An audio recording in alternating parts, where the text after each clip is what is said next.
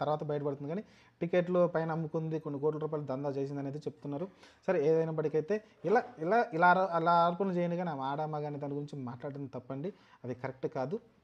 సరే విషయానికొస్తే అది కూడా పవన్ కళ్యాణ్‌ని దేవుడు అలా అనడం కూడా తప్పు. నేను ఇప్పుడు చెప్పాను కదా! మరి వైసీపీ 11 సీట్లు కారణం అంటే శ్రీ వెంకటేశ్వర స్వామి ఆయన మరి వైసీపీని శిక్షించినట్టే కదా! జగన్మోహన్ రెడ్డి అరాచకాలని శిక్షించి ఈరోజు 11 సీట్లకు కట్టబెట్టాడు కదా! అది కూడా దేవుడు చేసిన పనే కదా! ఈరోజు పవన్ కళ్యాణ్ కొడుకు అలా జరిగింది దేవుడు చేసిన పని అంటే, ఈరోజు 11 సీట్లకు వైసీపీ పరిమితం అయిందంటే అది జగన్మోహన్ రెడ్డి చేసిన తప్పులే కదా! మరి హిందువులు చేసిన తప్పే కదా! నేను దాన్నే ప్రశ్నిస్తున్నా. మరి దీనిపైన మరి ఎలాంటి మరి ఏం చెప్తారో చెప్పండి సమాధానం.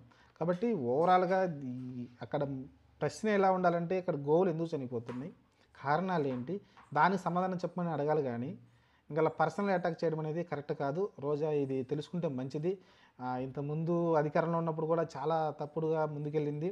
ఈరోజు తనకి వెంటాడుతూ ఉన్నారు. ఏ చిన్న పని జరిగినా ఇప్పుడు అరెస్ట్ చేసే పరిస్థితికి అయితే వస్తున్నారు. ఆమె ఇంతకుముందు మాట్లాడిన మాటలు చూసుకున్న మనం అయితే ఇప్పుడైతే ఆమె ఏదో షోలు కూడా చేస్తున్నట్టుంది మళ్ళీ. ఇప్పుడు ప్రజాస్వామ్యం వదిలేసి ఏదో కొన్ని షోలు కూడా చేస్తున్నట్టుంది టీవీ ఛానల్స్‌లో.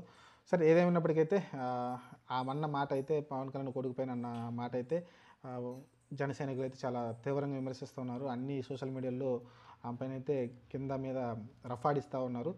చూద్దాం మరి. ఆ రఫాడించే ప్రయత్నంలో తప్పుడుగా వెళ్ళొద్దండి. నేను అదే చెప్తున్నా. తప్పుడుగా వెళ్ళొద్దు.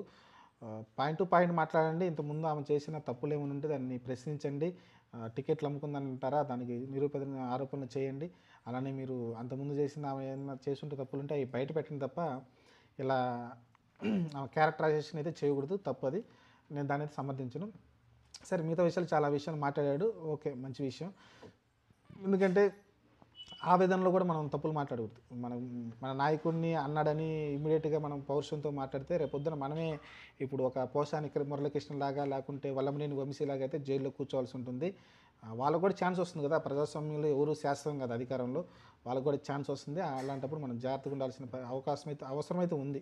మీరు కొంచెం జాగ్రత్తగా ఉండాలి. వైసీపీ వాళ్ళు తప్పులు చేస్తే వాటి గురించి ఎత్తి చూపించడం తప్ప ఇలా పర్సనల్‌గా అయితే వెళ్ళొద్దని అయితే నేనైతే కోరుకుంటున్నా. అలానే ఉండాలి కూడా. చూద్దాం మరి ఏం జరగబోద్దో. ప్రస్తుతానికైతే రోజా అన్న మాటలైతే ప్రతి ఒక్కరు కూడా విమర్శిస్తున్నారు. నేను కూడా దాన్ని సమర్థించానండి రోజా అన్న మాటలని. అక్కడికొచ్చి పల్లం శ్రీనివాసరావు గారు పిలిచారు కాబట్టి మీరందరూ వచ్చారు మంచిది. కానీ వాళ్ళు ఎలౌ చేయకపోవడం కూడా తప్పే. ఎందుకంటే సవాల్ విసిరి సవాల్ వెనక్కి తీసుకోవడం అనేది అక్కడ చేసిన తప్పే అతను చేసింది. మరి అక్కడ లోపల పిలిచి మరి కూర్చోబెట్టి మాట్లాడింటే బాగుండేది. అక్కడ ఏం జరుగుతుంది ఏంటనేది. కానీ ఆ తప్పు చేయలేదు. వాళ్ళు అనుకోని ఉండరు. వీళ్ళు వచ్చి రారేమో అనుకున్నారంటారు. కానీ వాళ్ళైతే స్వీకరించి వచ్చారు కాబట్టి ఆ టైంలో